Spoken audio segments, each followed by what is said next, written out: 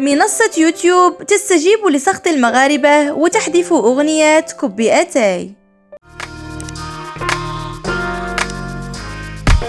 مرحبا بكم.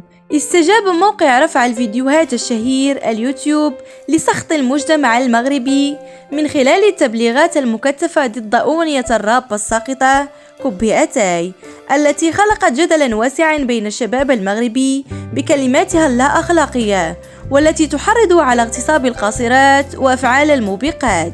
وقد تجاوزت مشاهدات كوبي أتاي أزيد من 6 ملايين مشاهدة، متصدرة للتوندونس على منصة تيك توك برسالتها الواضحة لاستغلال الفتيات القاصرات واغتصابهن ونشر المحتوى الخادش للحياء الذي من شأنه إفساد جيل من الشباب المغربي أخلاقيا ودينيا. وفي هذا السياق قد خرجت منظمة متقيش ولدي ببلاغ سابق من أجل الضرب بيد من حديد وإيقاف انتشار أغنية كوبي أتاي وسط الشباب المغربي، وكذلك محاسبة القائمين عليها. وتضمن البلاغ ما يلي: اطلعت على محتوى فيديوهات عديدة، خاصة مجموعة من الأغاني الخادشة للحياء، ومنها ما تتضمن مقاطع يدعو أصحابها لاستغلال القاصرات جنسيا واغتصابهن بجملة صريحة مباشرة وواضحة.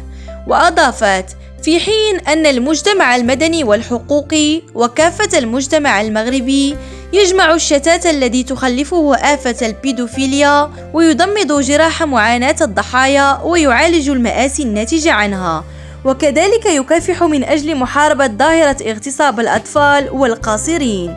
وفي ظل إمكانية الأطفال الوصول إلى فيديوهات عبر وسائل التواصل الاجتماعي، تظهر هذه الأغاني بدون مراعاة أصحابها لأخلاقيات الفن والموسيقى وأهدافه، ويستعملونها لتمرير رسائل مباشرة خطيرة كالتحريض على الاستغلال الجنسي للقاصرات واغتصابهن.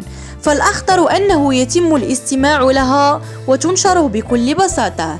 وتابعت: لذلك فإن المنظمة تسلط الضوء على ما تتضمنه هذه الأغاني، وستقوم بجميع الإجراءات القانونية اللازمة من أجل متابعة كل من يقوم بالتحريض على استغلال الأطفال واغتصاب القاصرات عبر الأغاني، كما أن بعض الجمل ما هي إلا انعكاس لممارسات تطبق على أرض الواقع. شكرا على المشاهدة. لا تنسوا الإعجاب بالفيديو والاشتراك في القناة وتفعيل الجرس ليصلكم دائما الجديد. إلى اللقاء.